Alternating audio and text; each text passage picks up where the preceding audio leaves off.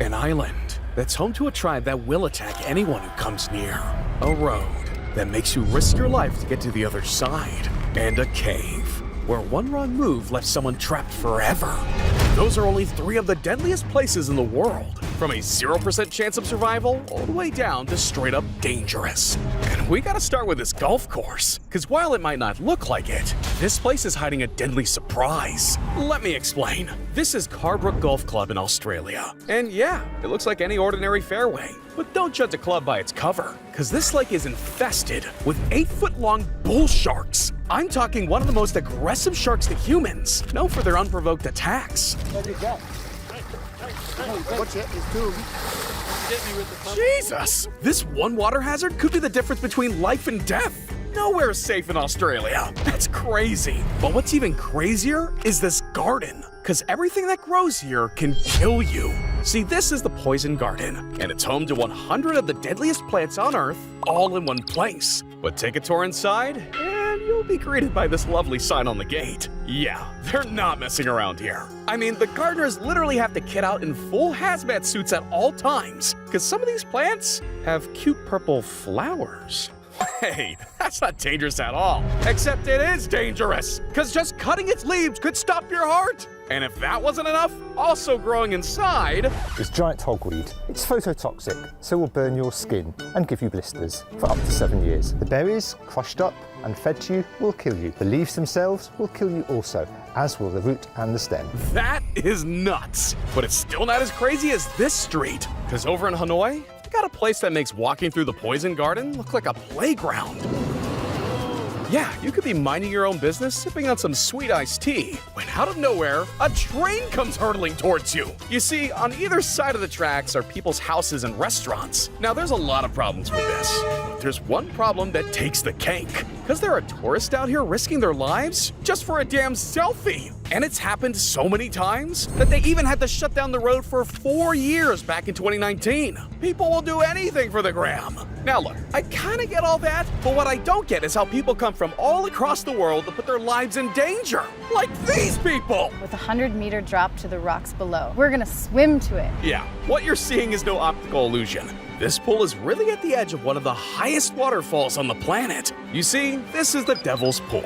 It's located 107 meters above Victoria Falls, and the only thing stopping these swimmers from falling over the edge is a rocky ledge that you can't even see. You're given a very detailed safety briefing by Omega. What to do, what not to do. Then, he jumped into the falls. Less than a meter before plummeting to his death. Jesus. Yeah, I mean the first half, I'm not gonna lie. But look, we're gonna go from pools to planks, because those will be the only things standing between you and a sudden drop. This is the Hassani Hanging Bridge. It's the most dangerous in the world of its kind. And, this thing's crazy. That looks reliable.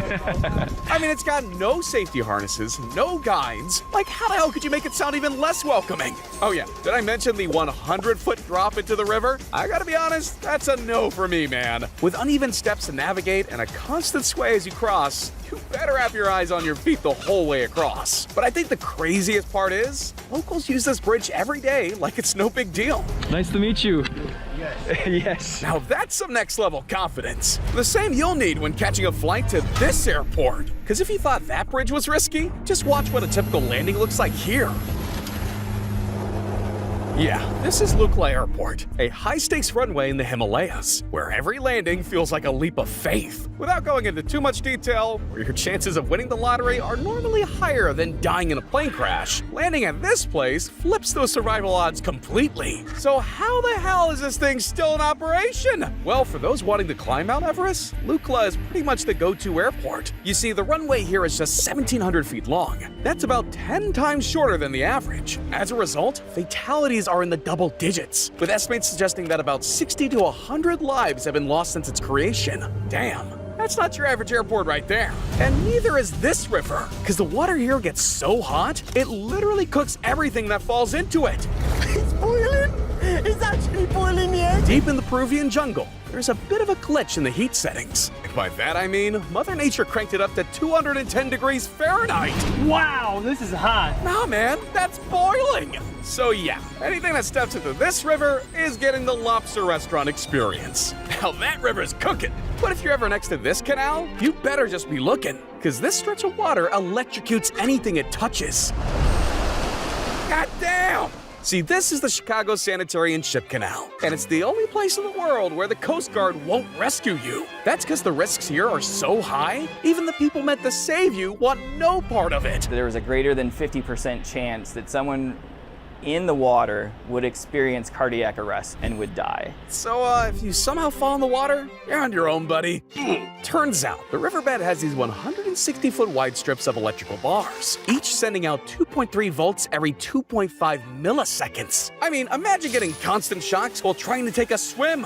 Jesus, man. That's shocking. But there are even more dangerous places coming up, like this island that's completely inhabited by killer snakes, a cave that led to the worst death imaginable, or an island so dangerous the government made it illegal to visit. But first, we gotta talk about a road that's famous for all the wrong reasons. See, way out in the Andes, there's a 43-mile stretch of trail that'll make you think twice before complaining about traffic. Because getting home for these drivers is a question of if, not when. Yeah, this is Bolivia's Death Road, where the only thing more dangerous than the name is the drive itself. Because every year it claims up to 300 victims. That's about 6 to 9% of all road-related deaths in the whole of Bolivia. Oh my God. No. Oh my. Stop there!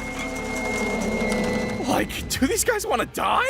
I mean, it's got all the razor-sharp turns, no guardrails, crumbling edges, and let's not forget, the 3,500-meter plunge into oblivion. Damn, these guys were lucky to make it out alive. That's crazy. But what's even crazier is this crater, because it's practically the closest thing to hell on Earth. You see, over in Turkmenistan, you'll find the Darvaza gas crater, and it's been burning non-stop for over 50 years. Yeah, that actually happened. And when I was doing some research for this video, I learned that this place is literally called the door to hell, and it can reach temperatures as high as 1,000 degrees Fahrenheit. How is that even possible? But this is where things get freaky, because what started as a way to stop toxic gases from leaking out in 1971 turned into a 98-foot deep fire pit, leaking toxic gases all this time. Man, Turkmenistan's got a big problem. But hey, adrenaline junkies have an even bigger problem, and it's called Mount Everest, because this thing is the ultimate challenge. And for many, their last. See, at 8,000 meters above sea level lies the infamous death zone. This is the highest, most unforgiving part of the mountain, where the human body simply cannot function properly. At these extreme altitudes, our bodies literally begin to die minute by minute, cell by cell, because of a lack of oxygen. Oh, and did I forget to mention the frickin' minus 90 Fahrenheit? Yeah, if your body is exposed for even a second, the consequences will be catastrophic. And for anyone who does venture into the death zone, they have to accept the reality that they're going to see bodies along the way. Because over the years, more than 300 climbers have tragically lost their lives attempting to reach the summit. And more often than not, recovering their bodies is just way too dangerous. Damn. That's just sad. But this island will drive you mad, because it's infested with over 4,000 of the most deadliest snakes in the world. Yeah, this is Snake Island. It's located just off the coast of Brazil, and ever since the 1920s, it's been illegal to set foot on. Not that there was a long line of people queuing up or anything, but when you're dealing with a snake infestation of golden lanceheads, it's no wonder. I mean, just a single bite can lead to internal bleeding, kidney failure, and even death within an hour. And good luck finding a hospital in the middle of Snake City. It has the highest density of venomous snakes anywhere in the world, an average of 1 snake per square meter. Man, that island is a disaster waiting to happen. But I can't say the same for this next place, because this is the Nutty Putty Cave in Utah. It's a cave which has now been declared a public hazard after a young father died inside. Back in 2009, John Jones, along with his brother Josh and a couple of friends, wanted to explore the cave as part of a Thanksgiving trip adventure. And for the first hour or so, everything seemed fine. But things took a turn when John crawled into what he thought was a mapped part of the route. Okay, what did I do? Now I can't get my arm through. Only to realize he was actually in a different uncharted part of the cave. You see, this stretch was so tight that John became trapped upside down in a 10-inch wide gap, with every attempt to free himself only causing him to slide deeper into the hole. Jones' brother saw him enter the passage while they explored. He had worked himself face forward through a series of tight passes, and he'd gotten himself to a point where he couldn't back up. Yeah, rescuers were quick to arrive, but the narrow passage made it nearly impossible for them to pull him out. Now, a piece of equipment broke at that time. He has since slid back into that original position with his head down at a 60 or 70 degree angle, so a very uncomfortable spot, and rescuers very worried tonight. It's now been about 22 hours since John Jones became stuck in that hole inside the cave. After countless failed attempts to free him, he was pronounced dead from cardiac arrest, with the Nutty Putty Cave being permanently sealed as his tomb. But all right, we've heard a lot of dangerous places so far, and yet we've got one that tops them all. An island in the middle of nowhere where all its inhabitants want to kill you. Yeah, this is North Sentinel, an island located deep in the Bay of Bengal, which remains off limits to everyone because of the uncontacted tribe that lives there. You see, the thing about uncontacted tribes is they really don't like being contacted. And to say that these guys don't welcome visitors is a massive understatement, because they've claimed the lives of several individuals who ventured too close or were unfortunate enough to wash ashore. And look, people have tried to make contact before, with varying degrees of success. But in 2018, a man named Josh Allen Chow took things a step further. Weeks after an American man was believed to have been killed by a tribe on a remote island, his body remains there. Ignoring all the warnings and laws, and attempted to visit the tribe to convert them to Christianity. And, the tribe was pissed, because not only did they shoot arrows at him every time he set foot on the island, but on his third and final visit, he was never to be seen again. John's body was never recovered, and his visit to North Sentinel Island ultimately ended in tragedy.